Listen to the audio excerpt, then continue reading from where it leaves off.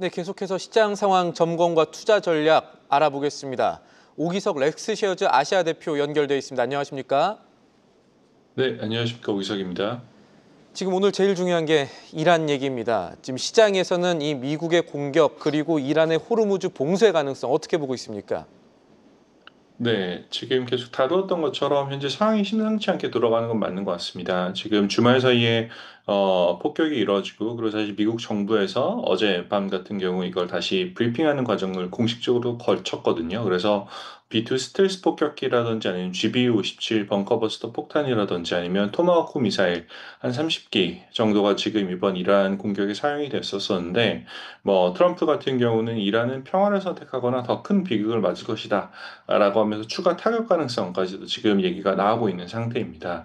여기에 지금 이스라엘의 네타냐후 총리 같은 경우는 이를 대담한 결정이다라고 이제 이야기하면서 양국이 역사상 가장 강력한 그런 이제 팀워크를 보여줬다라고 이제 그 자체적인 평가를 하고 있는데요.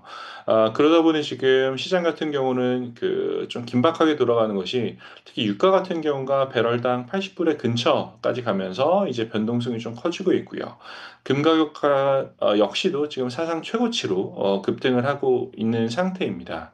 다만 이제 지금 이번 조금 이르긴 하지만 이런 이번 이란 관련 이제 논평을 이제 여러 투자은행들에서 하고 있는 게 UBS 같은 경우는 과거 11번의 지정학적 위기를 보면 일주일 후 평균 하락률은 한 마이너스 0.3% 정도, 12개월 같은 경우는 오히려 7.7% 이상 상승을 했다라고 하면서 이번 위기에서도 장기 회복 가능성을 보고 있고요. 바클레이즈 역시도 지금 중동 사태는 매수 기회다라고 평가를 하고 있어요. 그래서 현재 그 미국 섹터 움직임을 보더라도 방어주들, 전통적인 방어주들인 유틸리티라든지 뭐 헬스케어, 필수 소비재 같은 경우들은 오히려 지금 지난 1개월 동안 하락을 기록하면서 이번 사태에 대해서 투자자들의 위험 심리가 조금은 다르다라는 걸 확인할 수 있는 것 같습니다. 지금 단기 하락, 장기 회복 가능성 이야기 나오고 있고 또 한편으로는 변동성 얘기를 해주셨는데 사실 이 변동성 자세히 살펴봐야 투자 전략이 되는 거거든요. 현재 시장에서 살펴보니 섹터별 시장 충격 어느 정도 된다고 봐야 됩니까? 네. 지금 한 1개월 과거 1개월 정도 섹터 움직임을 사실 보면 조금 전에 말씀드렸던 것처럼 전통적인 방어주들, 유틸리티 헬스케어, 필수 소비재 같은 경우는 오히려 하락을 하고 있고요. 지난 1개월 동안 가장 좋았던 게 그 에너지 섹터 같은 경우가 가장 크게 상승했지만 오히려 두 번째로 지금 상승한 건 기술주들입니다. 지금 기술주들 같은 경우가 이런 충격에도 불구하고 좀 상승하고 있는 점이 사실 저는 눈에 굉장히 띄이는데요. 뭐 윌러 같은 경우는 지금 기술주 같은 경우는 그 연준의 윌러 총재의 7월 금리 인하 발언 가능성에 대한 이야기 그리고 AI에 대한 성장 기대로 여전히 지금 상승하고 있다라고 보고 있는데 뭐 최근에 나왔던 기업들 애널리스트 의 얘기를 보면 뭐 JP 모건에서는 마이크론이 135불까지 간다. 그리고 웨드부시 역시도 테슬라가 시총 2조 달러까지 간다라는 여전히 굉장히 이제 불한 그런 이제 전망을 보여주고 있어서 제가 개인적으로 생각하기로는 러시아 우크라이나 사태 이후 지금 투자자들이 지정학적 위기에 굉장히 익숙해져 있거든요.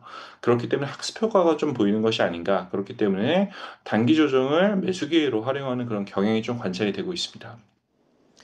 지금 기술주가 충격에도 불구하고 상승 흐름이 있다라고 해주셨는데 그렇다면은 지금 대표께서 보는 현 이 기술주의 흐름 전망과 그리고 또 관련해서 ETF 어떻게 전략적으로 살펴봐야 될지 이 부분도 궁금합니다.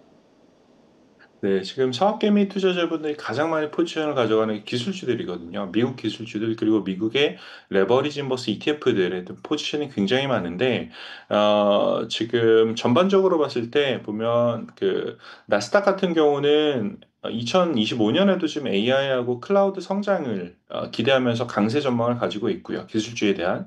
그리고 CFRA라는 미국의 독립 리서치의 마이크 해켓 같은 경우는 심리 지표가 복원되고 있다라고 이제 기대를 하고 있어요. 그래서 지금 국내 투자자분들이 제일 많이 투자하시는 레버리지 상품 세 가지가 첫 번째는 이제 프로쉐어의 TQQQ 그리고 디렉시온의 XOXL 세 번째는 마이크로섹터의 FNGB라는 것들이 있는데 이 세 개 같은 에 대한 상품 이야기를 잠시만 드리면 나스닥은 TQQ 같은 경우는 나스닥 100의 3배 레버리지 추정을 하지만 기술지 이외에 헬스케어라든지 소비재도 좀 같이 들어있어요. 그렇기 때문에 성장성이 조금 희석되는 단점이 있고요.